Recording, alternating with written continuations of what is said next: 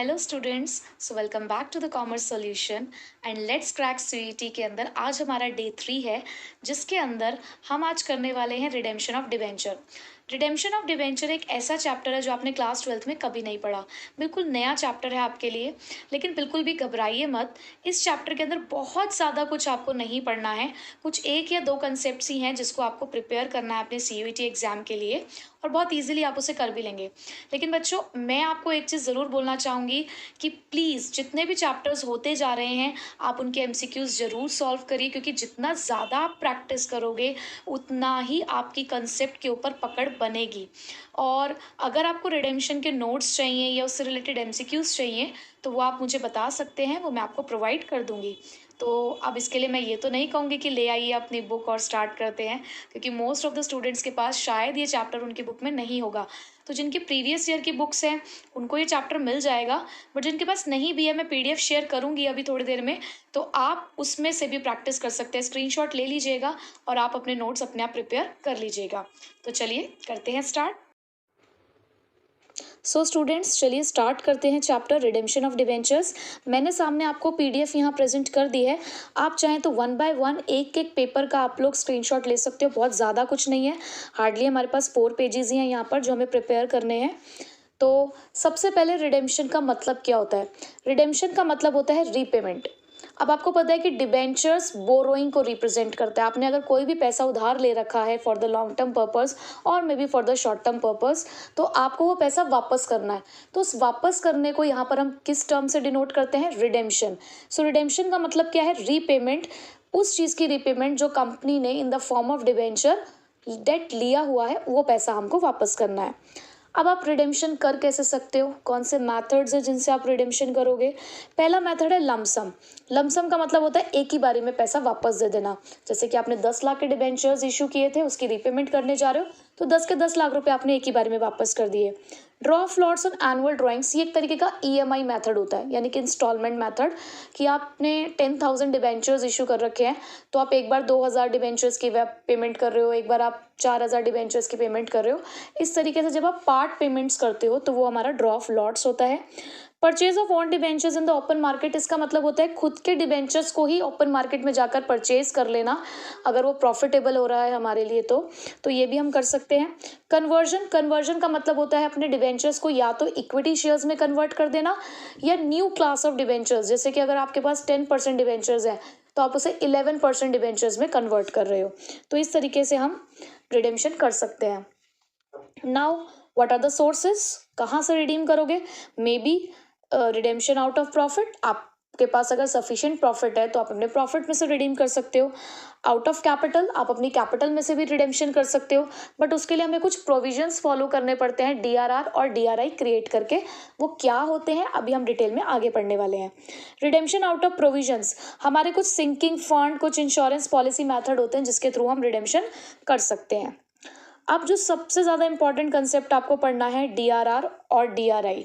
यही दो main crux कह सकते हो आप इस पूरे चैप्टर के हैं। सो डीआरआर है क्या? DRR is debenture redemption reserve. आपको याद है आपने डेटर्स के ऊपर पढ़ा है प्रोविजन फॉर डाउटफुल डेट्स। वो क्या था? वो ये था कि अगर डेटर से रिगार्डिंग हमें कोई भी लॉस होता है, लाइक बैड डेट्स होते हैं, तो हम वहाँ से पैसे निकाल सकते हैं। आप इसको उसी तरीके से कंसिडर कर सकते हो।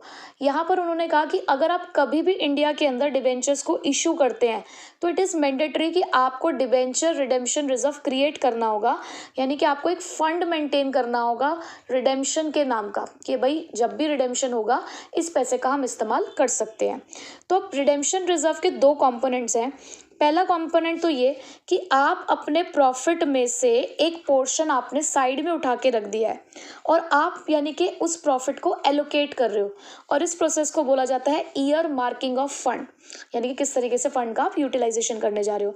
सेकेंड कंपोनेंट इज दिस, ये एक तरीके का इन्वेस्टमेंट ऑफ फंड है जो ये इंश्योर करता है कि रीपेमेंट के टाइम पे आपके पास सफिशिएंट फंड होगा जो आप प्रीपेमेंट के लिए इस्तेमाल कर सकते हो।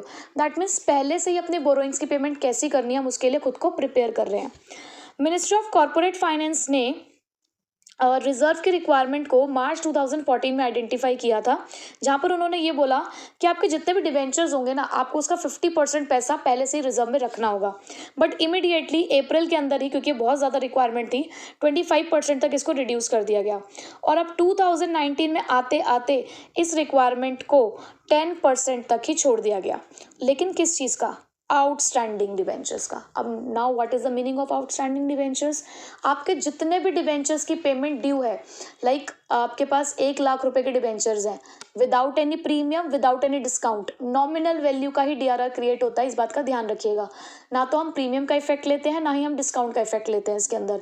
अगर 1 लाख रुपए के डिवेंचर है तो उसका 10% यानी कि सिर्फ 10,000 का ही आप डीआरआर क्रिएट करेंगे, ठीक है। और ये भी सिर्फ किसके लिए है? Only for the unlisted companies. मैं अभी यहाँ पे आपको और भी लिस्ट दिखाऊंगी, पर अभी आप सिर्फ इतना ध्यान रखो, for the unlisted company. Unlisted company कौन सी होती है? जो स्टॉक एक्सचेंज के ऊपर लिस्ट नहीं हुई हुई है। उसके बाद कंपनी को ये जो रिजर्व है ये कब बनाना है?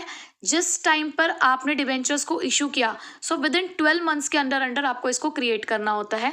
जो कंपनीज डीआरआर क्रिएट नहीं करती हैं with in the specified time period, उनको डिवेंचर होल्डर्स को 2% का इंटरेस्ट एज अ पेनल्टी देना पड़ेगा, ठीक है। तो इसका मतलब डीआरआर बनाना है। डीआरआर का concept clear. Next is DRI. DRI means debenture redemption investment.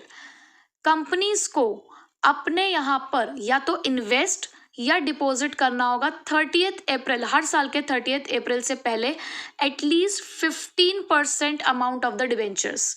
15%, वही बात, नॉमिनल वैल्यू का 15%। जैसे कि 1 लाख के डिवेंचर है तो उसका 15%, 15,000 रुपये का आपको डीआरआई क्रिएट करना होगा।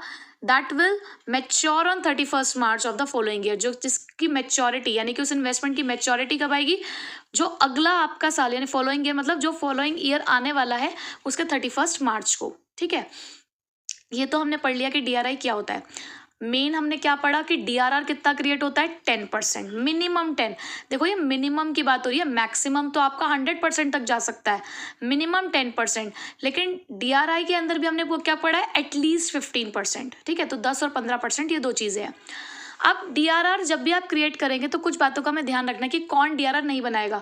पेपर में यही कंफ्यूजन होगा कि आपको उस कंपनी का नाम दे रखा होगा जिसका डीआरआर नहीं बनना है।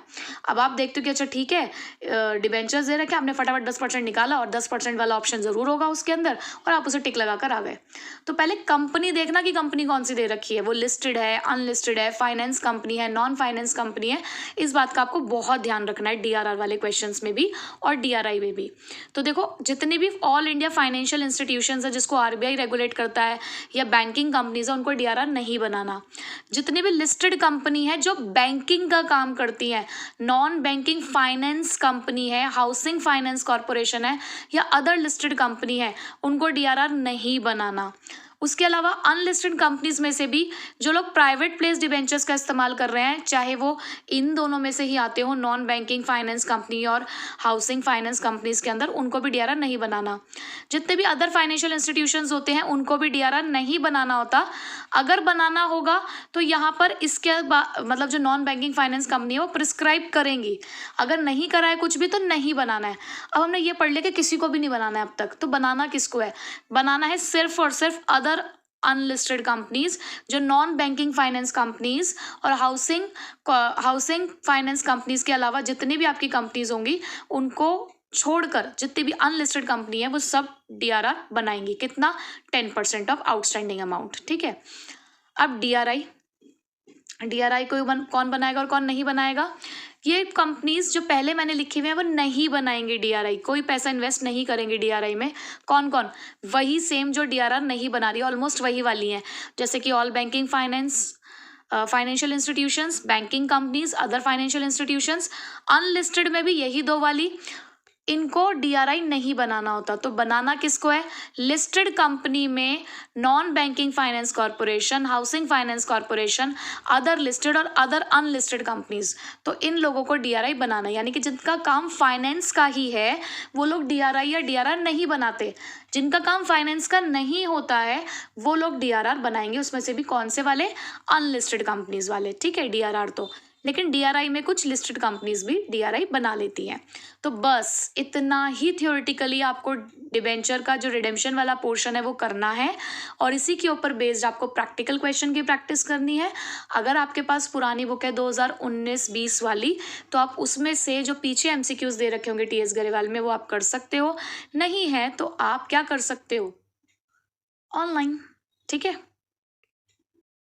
सो स्टूडेंट्स, कैसा लगा रिडेम्पशन ऑफ डिबेंचर्स वाला चैप्टर? था ना इजी? क्या था, DRR और DRI, इन्हीं पूरे दो कंसेप्ट्स के ऊपर पूरा चैप्टर रिवॉल्व कर रहा है। तो बहुत इजी कंसेप्ट्स हैं, बस आपको DRR और DRI के कंसेप्ट्स को बहुत ध्यान से प्रैक्टिस करना है। आप जब MCQs की अगर इसकी प्रैक्टिस करें, आपको ऑनलाइन भी मिल जाएंगे, तो आप ये देखिएगा कि एक साल में हमें कितना DRR क्रिएट करना है, कितने DRI की ज़रूरत है, उनकी डेट्स और उनके अमाउंट और परसेंटेज, उस चीज़ का आपको खास ख्याल रखना है। ठीक है। और इसी के साथ हमने वॉल्यूम 2 कंप्लीट कर ली है। अब आप इसकी प्रैक्टिस करिए। कल हम करेंगे नॉट फॉर प्रॉफिट ऑर्गेनाइजेशन। ये भी एक ऐसा चैप्टर है जो आपने अब तक नहीं किया है, क्लास 12 में ये भी आपने नहीं पढ़ा था। बहुत इंटरेस्टिंग और इम्पॉर्टेंट चैप्टर है, तो कल उसके लिए हम प्रिपेयर रहेंगे। टिल देन आप अपनी प्रैक्टिस करिए, तैयारी बढ़िया तरीके से करिए और CUT को क्रैक कर दीजिए। Okay students, bye bye.